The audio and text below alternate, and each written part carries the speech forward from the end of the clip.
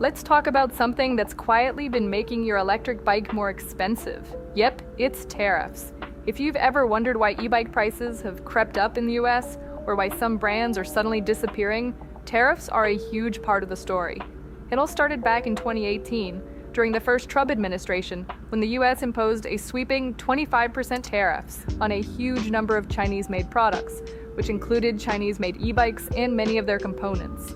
The idea was to level the playing field, encourage more domestic production, and address trade imbalances with China. But here's the catch. The vast majority of e-bikes sold in the US still remained made in China. So that tariff, it didn't just hit big manufacturers, it hit everyone. Brands had to either absorb the cost or pass it on to you, the rider, which pretty much meant that bikes simply got more expensive. For a little while, there was a temporary exemption. It came and went, occasionally giving the industry a bit of breathing room, but eventually the exemption stopped, so that 25% penalty came roaring back, and it's been in place ever since. And since then, in 2024 and 2025, things have kept getting worse. The Biden administration did expand tariffs a bit, but the Trump administration has now significantly expanded them, including another 20% on all Chinese goods, and then 10% reciprocal tariffs on top of that for even more Chinese goods, meaning that Chinese e-bikes now have around 55% base tariffs, and any others on top of that. Now, many manufacturers did see this writing on the wall back in 2018, and they started the long process of moving their e-bike factories out of China, usually to Vietnam or to other surrounding countries. But the problem is that the Trump administration added huge tariffs on those countries too, so now pretty much everyone's e-bikes got affected. So what does that actually mean for you? Basically, it means that prices are going to continue going up, quietly, steadily, and almost all across the board. We've seen plenty of e-bike brands raise prices by $100 to $300 per model, and not just because they added new features. Some brands, like Electric Bike Company, even cited tariffs as the reason for shoving down. Others, like Rad Power Bikes, are reportedly on the verge of closure, struggling under a combination of rising costs, shipping and customer service headaches, and now a punishing tax burden. And for the small, direct-to-consumer brands, forget it. Many can't even break into the market anymore. Or worse, they're going to go bankrupt trying. Now you can only compete if you're one of the big established brands. Though fortunately, there are some, like Electric, that are still big enough to keep their prices steady, even if it has meant cutting their margins even further.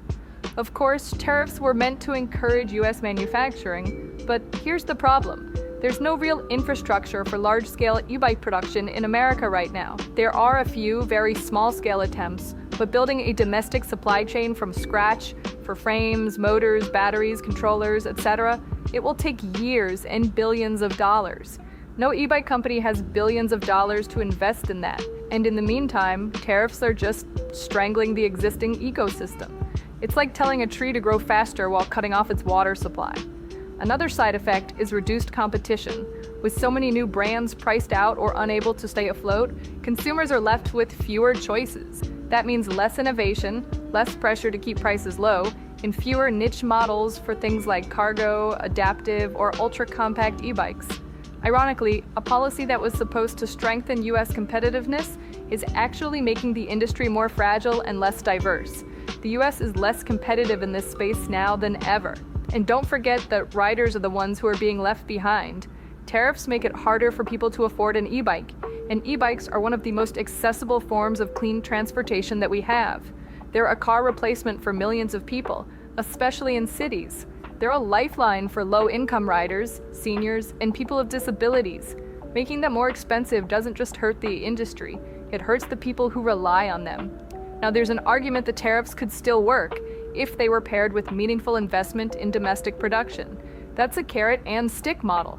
Imagine a federal program to build US-based battery plants or subsidies for American-made e-bikes, but right now, all we've got is the penalty without the plan. It's like building a toll road booth on a bridge that goes to nowhere. It's all stick and no carrot. At the end of the day, tariffs are not just a political issue, they're a personal issue. They affect what we ride, what we pay, and which companies survive. So the next time someone tells you that e-bikes are getting too expensive, remember, it's not just about the materials or the labor, it's about policy. And we need smarter policy, one that supports growth, not just punishes trade. That's it for now. I'm Jenny. Stay charged, stay curious, Hit subscribe, and I'll see you next time. NextJen.